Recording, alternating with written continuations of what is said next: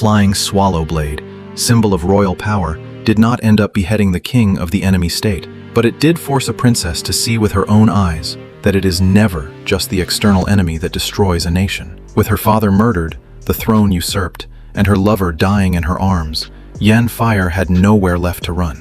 She could have let hatred drag the entire world into a bloodbath, or she could swallow all the pain and bring this war to an end with her own hands. She had only ever wanted to protect the kingdom her father left behind, yet fate forced her to understand that some kingdoms are built upon piles of bones, and some beauties are forced by the fires of war to become rulers. And the most ironic part is that the person she most needed to kill was not among the Zhao army. He was right behind her, in the royal city of Yan. War raged between the states of Yan and Zhao, with sandstorms howling and the sound of war drums pounding against the camp. Princess Yanfire stood in the camp, worried about whether her father would win tomorrow. Murong Shuihu comforted her, telling her not to be afraid. 他就像是战场上的神。你觉得需要担心这样的人吗？ But the battlefield never spares anyone just because they are called a god. The Zhao army attacked, and the king of Yan was struck by an arrow. The wound was near a vital point, and moving meant risking his life. With the military situation critical, the king could no longer command in person. He did not entrust the commander's seal to his own nephew, Huba, but gave it to Murong Shuihu. Shuihu, entrusted with the task in a moment of crisis, knelt to accept the command, and the king said only one thing: he must plant the flag of Yan upon the heads of the Zhao army. At that moment, the look in Huba's eyes had already changed. Before he died, the king of Yan handed the national treasure, the flying swallow blade, to Yanfire. His original intention was for the sword to be given to Shuihu after he returned, so that he could take care of Yan and take care of fire. Huba refused to accept this. He stormed into the royal tent to question the king, demanding to know why he was not made the commander. Why him? He was of royal blood, possessing what he called the true blood of a king. Yet in the most critical moment, his uncle chose to trust an orphan with no father or mother over him. The king saw through him completely. He knew that every battle Huba fought, while seemingly for Yan, was actually for his own ambition. Huba refused to admit it. He claimed it was not ambition, but a dream. But once a person disguises the seizure of power as a dream, the dagger is already hidden in their sleeve. Yet once the king died, the sword hall immediately turned into another battlefield. The veteran minister Tang Bochang stated that the late king's will was to bestow the throne upon Murong Shuihu. Huba turned hostile on the spot. 如果真是大王的遗诏，我想谁都不会违抗。可是刚才我从头到尾所听到的，都是你滕伯长一人之词。 Just as the situation was about to spiral out of control, Yanfire stepped forward. She held the flying swallow blade in her hand, though she was not yet someone capable of leading an army. Murong Shuihu understood that if he were to forcibly claim the throne at this moment, it would only fracture the state of Yan. Thus, he chose to step back, acknowledging that the late king had passed the throne to the princess and declaring his willingness to pledge his allegiance. A princess who had been protected since childhood was thus pushed onto the blades of everyone around her. Huba sneered, for in his eyes, a woman governing the nation was a joke. Yanfire also knew clearly that she was not yet qualified to sit in that position, but she did not run away. 我立誓，从今天开始接受军训。下一个侵犯大燕国的敌人，我会用飞燕刃斩下他的人头。 This sounded like a bold declaration, but the true test had only just begun. Murong Shuihu trained her without mercy.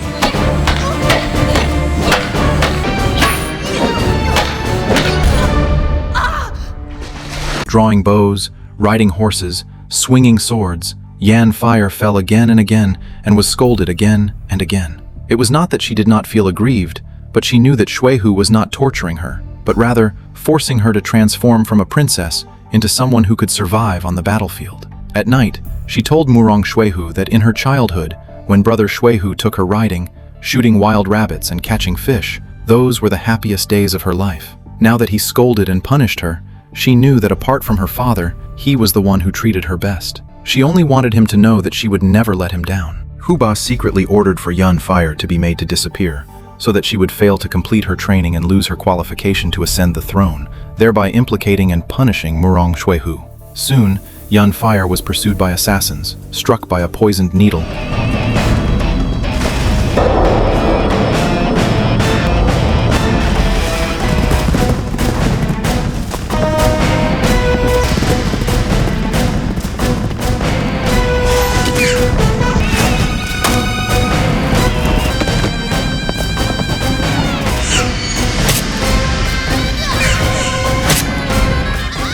And stumbled as she escaped into the forest. She thought she was dead for sure, but she was rescued by a reclusive doctor. This man was named Duan Lan Chuan. Upon waking, Yanfire looked at him vigilantly, asking where this place was.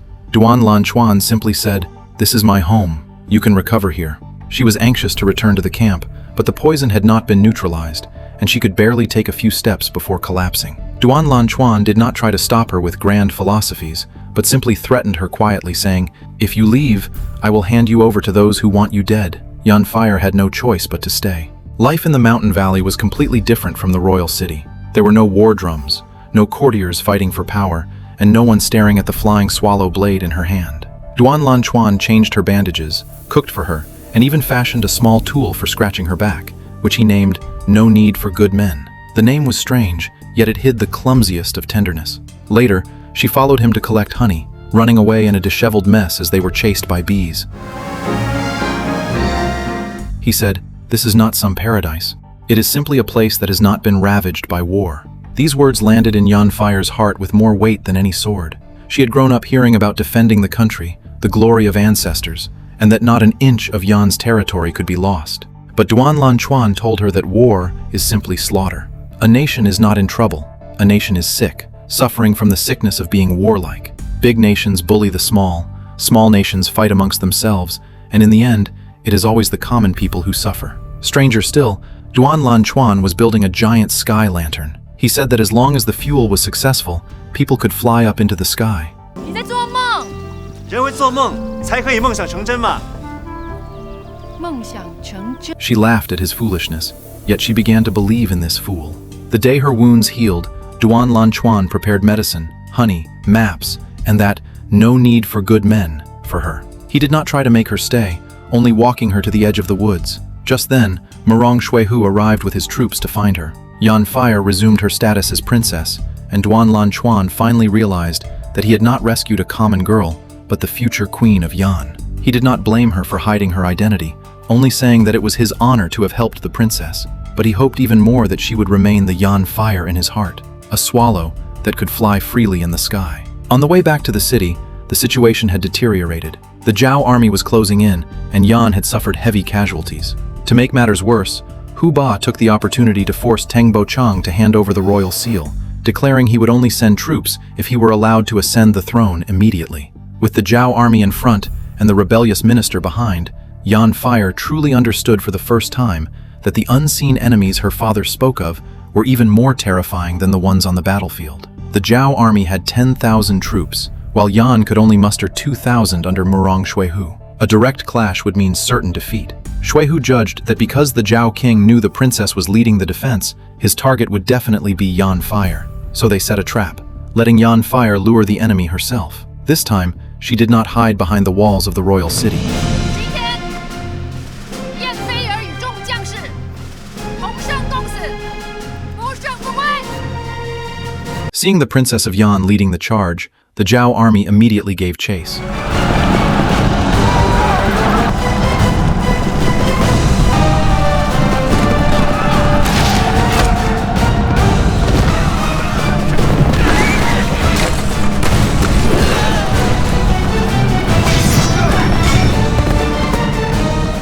Yanfire lured the Zhao king and his son into the forest, where hidden troops rose up, and the situation turned in an instant.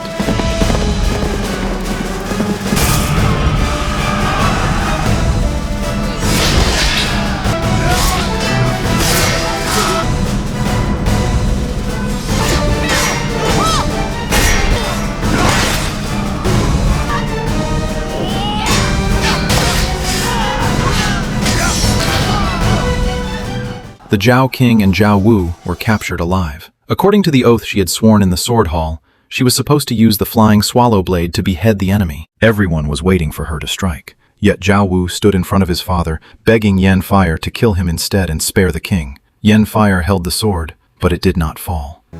赵武，燕赵两国征战多年，死伤无数。你知道争的是什么，为的是什么？你父王，我的父王，还有我们的先祖，战场上千千万万的将士，他们因何而死？为了仇恨。仇恨？我跟你的儿子有何仇恨？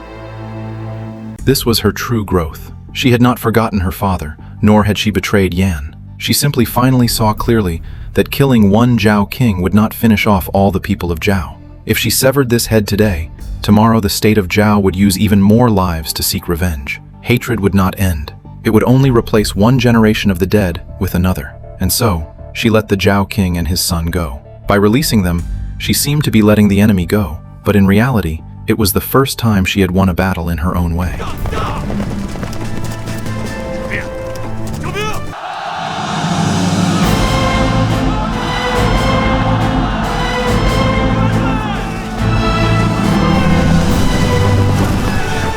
Yanfire finally proved that she was not just a princess to be protected. She could lead an army and make a choice far more difficult than killing. Subsequently, she began to purge Huba. Diao Erbao and others were demoted, and Huba was stripped of all his positions and banished from the sword hall of Yan. But men like Huba do not bow their heads after one loss. They only become more ruthless. He hired a master of poisons, forcing them to produce vast amounts of lethal, contact-based toxin. The last attempt to kill Yanfire had failed.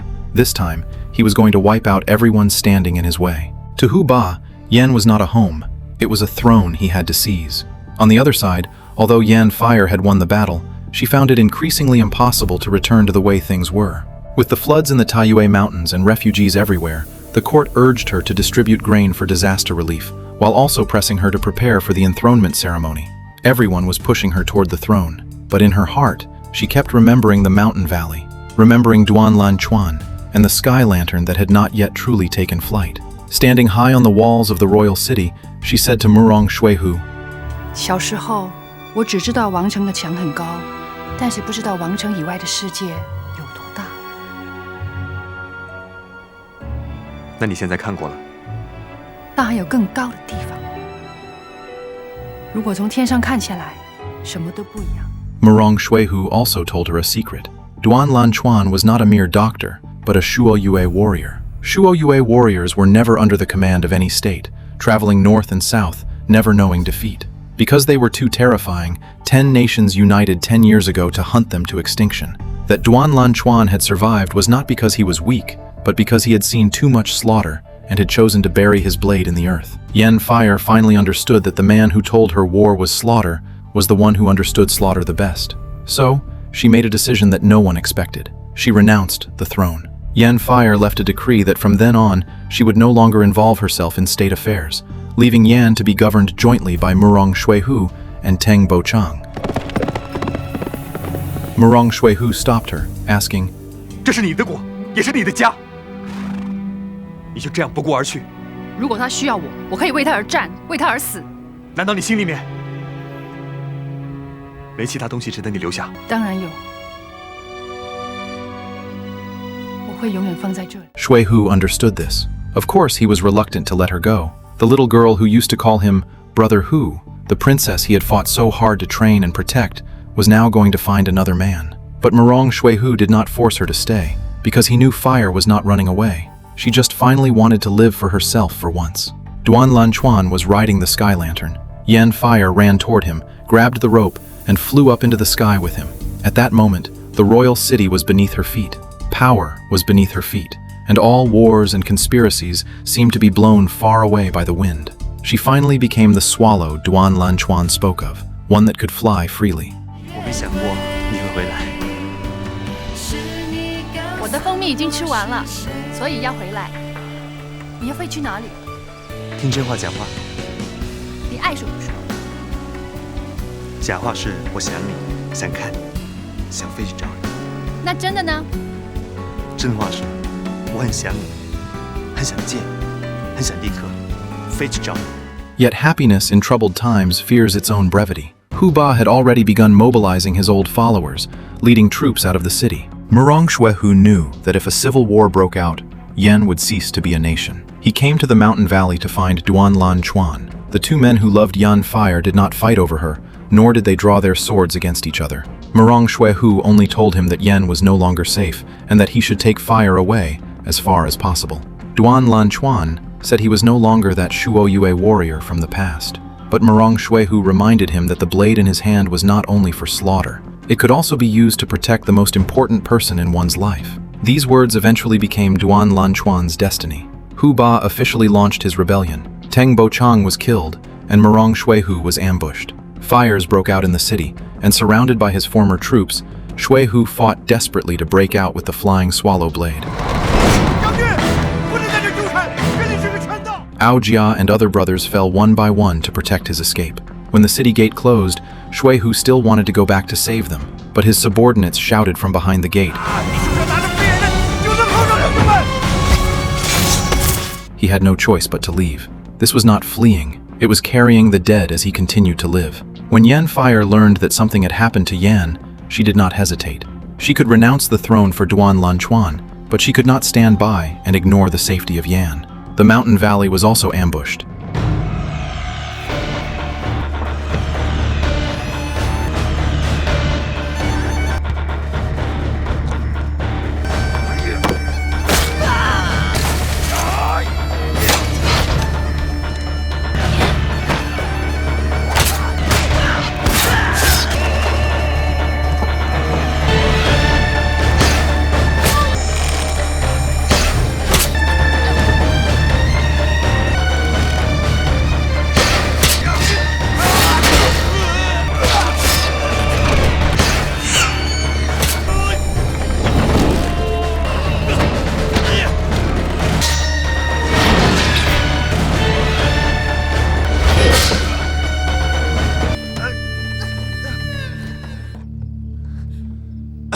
Duan Lan Chuan was seriously wounded while protecting Yanfire.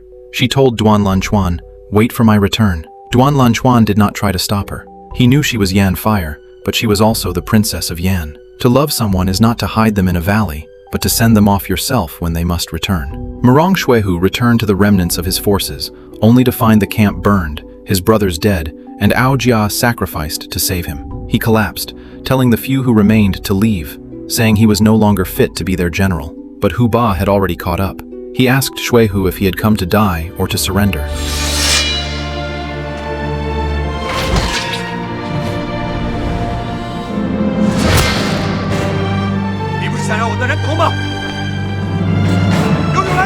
Huba did not fall for it, ordering his men to surround and kill him. He did not want a fair duel.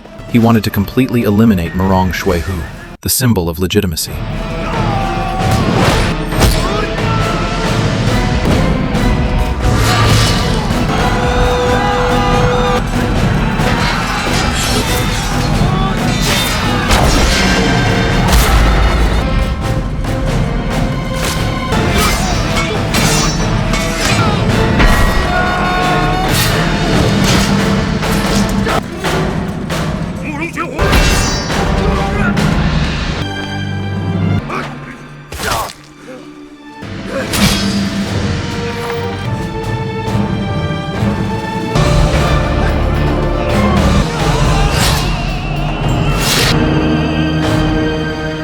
Xuehu fought a bloody battle, his blood flowing more and more. Just as he was about to be swallowed up, Yanfire arrived. She called out to everyone, rushing to Xuehu's side. Seeing her, Huba became even more excited. He knew that as long as Yanfire lived, his throne would never be secure. So he stabbed at her with the cruelest words.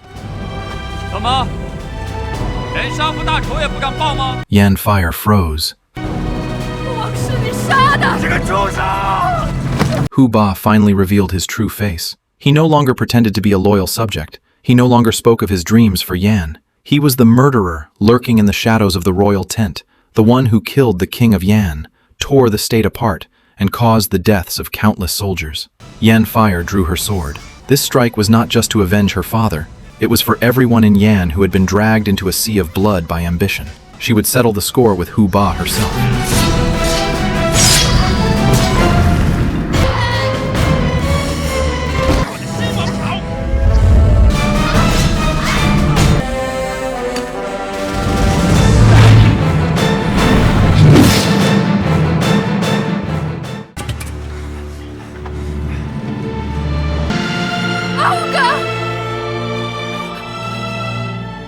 Yet the battlefield is never willing to take only the life of the enemy. When Yanfire returned to the mountain valley, Duan Lan Chuan had already fallen. Yanfire held him, crying, "You said you would wait for me to come back.